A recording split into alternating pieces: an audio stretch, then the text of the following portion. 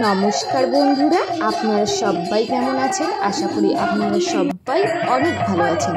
চলে এলাম নতুন একটি ভিডিও নিয়ে। আজ ছিল আমাদের এই অষ্টপ্রহর যজ্ঞে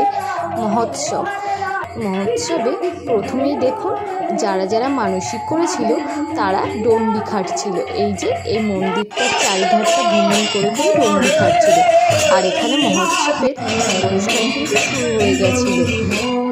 প্রথমে অল্প কিছু লোক ছিল, আমরা যখন গেছিলাম তারপরে কিন্তু প্রচুর লোক হয়েছিল। ওই যে ঠাকুরমশাই দাঁড়িয়ে গান করছে, তার সাথে গ্রামের মানুষ বা অন্যান্য যারা গান পারে তারা গিয়ে গান করছিল সাথে সাথে। আর সামনে অনেকেই বসেছিল। এই যে দেখুন এখানে অষ্টপ্রহর যজ্ঞে বিভিন্ন যে গানগুলো আছে, ঠাকুরমশাই যে গান গাইছিলেন তার সাথে সাথে গ্রামের অন্যান্যরা দৌড়ি দিচ্ছিলেন। এই যে দেখুন রাস্তার পাশে এই মন্দির, সেখানে এটা বহু পুরানো একটি হই মন্দির। এখানে আমি ছোট থেকেই দেখে আসছি এখানে অষ্টপ্রহর যজ্ঞ হয়ে থাকে। ঠিক তার পরপরই মহোৎসব এবং পদগুলো অনুষ্ঠিত হয়। আজই ছিল সেই অষ্টপ্রহর যজ্ঞ মহোৎসবের দিন।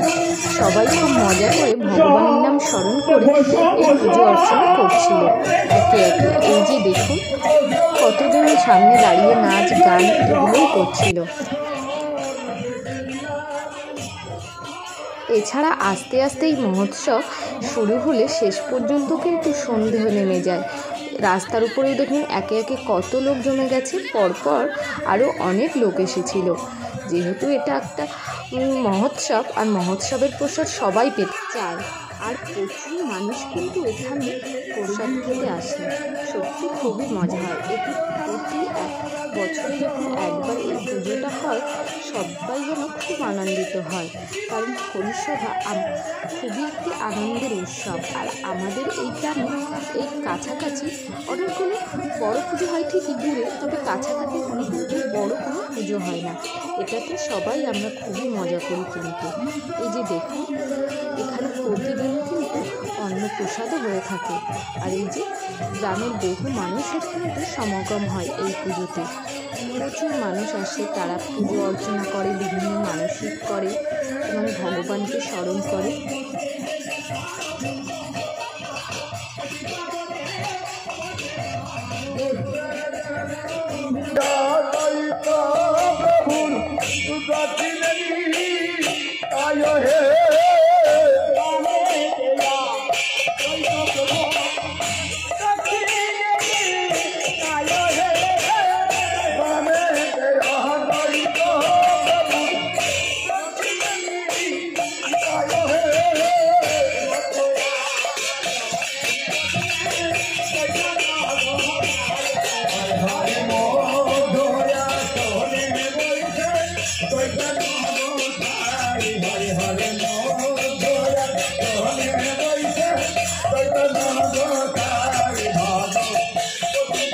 এছাড়াও এখানে ধুনো পড়ানোও হয়। এই যে দেখুন যাদের মানসিক থাকে তারা প্রত্যেকে এখানে এসে কিন্তু ধুনো পুড়িয়ে থাকে। এই যে একে একে এক একজন করে এখানে ধুনো পোড়ানো হয়।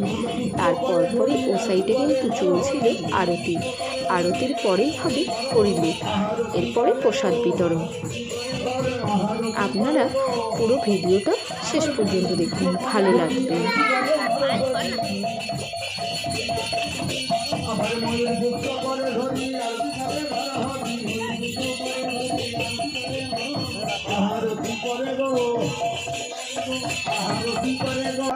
আর কিছুক্ষণ পরপরই শুরু হয়েছিল দধিমঙ্গল পর্ব। এই যে দধিমঙ্গল করার জন্য প্রথমে যে ঘট বা এটা রাখা হয় সেটাকে মাটিতে রেখে সবাই মিলে একে একে প্রণাম করে নিচ্ছিল।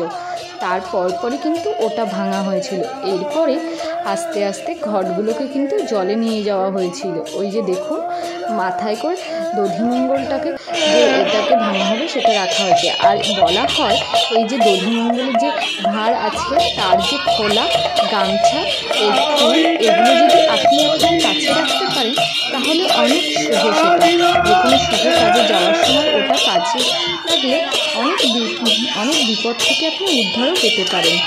এটা হচ্ছে একটা বিশ্বাস, পৌরাণিক বিশ্বাসের উপর মানুষ এটাকে সবসময় কাছে রাখার চেষ্টা করে। তাই এটা যখন ভাঙা হয় প্রচুর মানুষ ওটা নেওয়ার জন্য ভিড় করে কিন্তু দাঁড়িয়ে থাকে চারিপাশ ধরে। এমনকি ভাঙলো কখন বুঝতে পারবেন না। তারপরে ভাঙার ঠিক পরপরই ওখানে প্রচুর মানুষ কিন্তু ওই যে বসে বসে সেই যে কাদামাটি আছে সেগুলো গায়ে মাখিয়ে এবং কিন্তু গড়াগড়ি খায়। আর এই যে দেখুন আমাদের হরি মন্দিরে ঠাকুর এখানে রাখা হয়েছে, ব্রাহ্মণ একে একে পুজোর শেষে এখন সেগুলোকে পরিষ্কার পরিচ্ছন্ন করে রেডি করে ওপরে তুলছে। আর আমাদের আজকের মতো মহোৎসব এখানেই শেষ। এই যে মহোৎসবে এখানে আজকে সমাপ্তি। আর যদি আমাদের গ্রাম বাংলার পরিষেবার ভিডিওটা যদি ভালো লাগে